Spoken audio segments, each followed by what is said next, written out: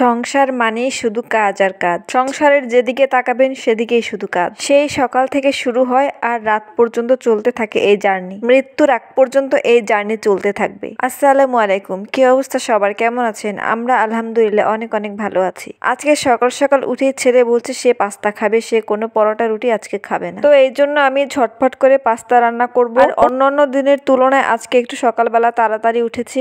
এখন আস্তে আস্তে শীত কমবে আর আমি আলহামদুলিল্লাহ আস্তে আস্তে করে সকালবেলা উঠতে পারবো। সকালবেলা ঘুম থেকে উঠলে কিন্তু সারাদিন কাজের অনেক বরকত হয়। আর আমারও কেন জানি সকালবেলা পরোটা ডিম কিছুই খেতে ইচ্ছে করছে না আজকে। আজকে আমার কোনো নাস্তাই করতে ইচ্ছা করছে না। তো শুধুমাত্র আমি আমার ছেলের জন্যই রান্না করব। আর আমি একদম অল্প করে একটু খেয়ে নিব যদি ভালো লাগে। আর আমি সবসময় পাস্তা এইভাবেই রান্না করি। আপনারা কে কিভাবে রান্না করেন জানাবেন কিন্তু। আজকে আমি একদম বেশি করে টমেটো দিয়ে পাস্তা রান্না করব, কেননা বেশি করে টমেটো দিলে আমার ছেলে অনেক পছন্দ করে খেতে।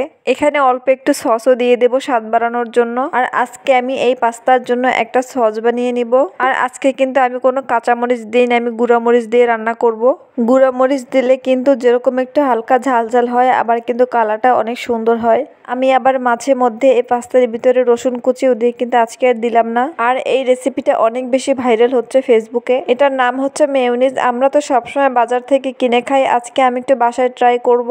কয়েকদিন ধরে ফেসবুকে অনেক বেশি ভাইরাল হচ্ছে এই রেসিপিটা। তো দেখলাম মাশাআল্লাহ ভালোই হয়েছে, কিন্তু যদিও আমার রসুনের পরিমাণ একটু দেওয়া বেশি হয়ে গিয়েছে। অনেকে কাঁচা ডিম দেয়, কিন্তু আমি পোচ করে দিলাম। আর এখানে এই বাটিতে আমি আমার ছোট দেবরকে দিব, এই জন্য এই বাটিতে বেরিয়ে নিয়েছি। উপরে একটু মেয়োনিজ দিয়ে দিলাম আর একটু টমেটো সস দিয়ে দিলাম। সকালের খাওয়া দাওয়া শেষ করে আমি এখন আগে ঘরটা ঝাড়ু দিয়ে নিব। আমি কিন্তু কাজের বুয়ার আশায় বসি না যে সে কখন আসবে আর আমার কাজ করে দিবে। আমি ধারাবাহিকভাবে আমার ঘরের কাজগুলো করতে থেকে তারপর যদি সে আসে তাহলে তাকে করতে দেই। কিন্তু আমি কখনোই তার আশায় বসে থাকি না যে সে কখন আসবে আমার কাজ করে দিবে। কারণ যেদিন আমি তার জন্য বসে থাকি সেদিন আর সে আসে না। দিন আমার একদম খবর হয়ে যায় সব কাজ করতে করতে। আর যেহেতু আমার শাশুড়ির বাসায় কাজ করে, আমার বাসায় কাজ করে, এই জন্য মাঝে মাঝে দেখা যায় যে আমার বাসায় কাজ সে করতে পারে না। এই জন্য আমার কাজগুলো আমি সবসময় আগে আগে করে নেই।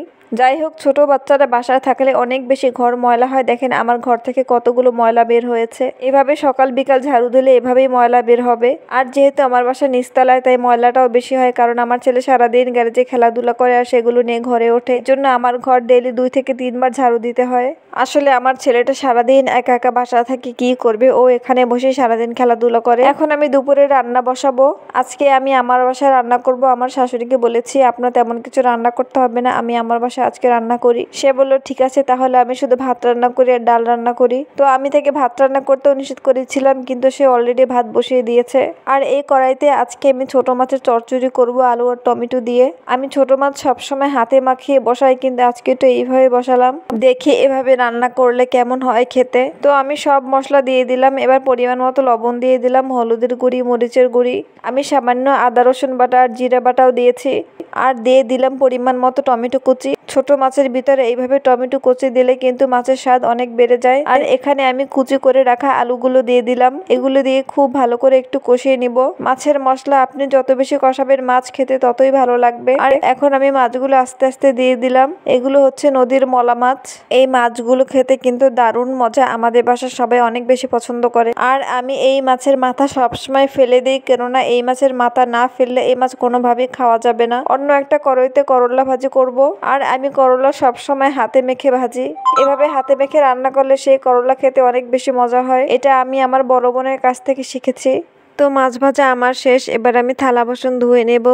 অনেক থালা বাসন জমেছে। আর অন্যান্য দিনের তুলনায় আজকে কিন্তু আলহামদুলিল্লাহ অনেক শীত কম, যার জন্য থালা বাসনগুলো ধুতে আমার একটু কষ্ট হচ্ছিল না, কারণ ট্যাঙ্কির পানি অনেক গরম ছিল। আর আমার ছোট ছেলেটাকে আজকে গোসল করেই ঘুম পাড়িয়ে দিয়েছি, মাশাআল্লাহ সে অনেক ভালো ঘুমোচ্ছে। আর সে ঘুমোচ্ছে দেখে আমি এখন রান্না করতে পারছি। ছোট বাচ্চা নিয়ে সংসারের কাজ করা যে কতটা কঠিন এটা যার আছে সেই একমাত্র বোঝে। আর সংসার এমন একটা জিনিস যেখানেই তাকাবেন সেখানেই শুধু কাজ আর কাজ। একটা কাজ শেষ করবেন আর ভাববেন একটু রেস্ট নেবেন, কিন্তু না, দেখবেন আর একটা কাজ এসে সামনে হাজির। মাঝে মাঝে খুবই খারাপ লাগে। তো এদিকে আমার করলা ভাজিটা প্রায় হয়ে গিয়েছে, আমি আরেকটু ভালো করে নাড়াচাড়া করে নিব। রান্না বান্না শেষ করে এখন আমি চলে আসলাম আমার পাশের রুমে। দেখেন কত কাপড় জমেছে, এই কাপড়গুলো প্রায় 2 দিনের কাপড়। আমি ভাঁজ করার একটু সময় পাইনি। তো ছেলেটা যেহেতু ঘুমোচ্ছে আর আমার বড় ছেলেটা ওর দাদির সাথে আমার শাশুড়ির ভাইয়ের বাসায় গিয়েছে। এই ফাঁকে এখন আমি জামা কাপড়গুলো ভালোভাবে ভাঁজ করে নিব।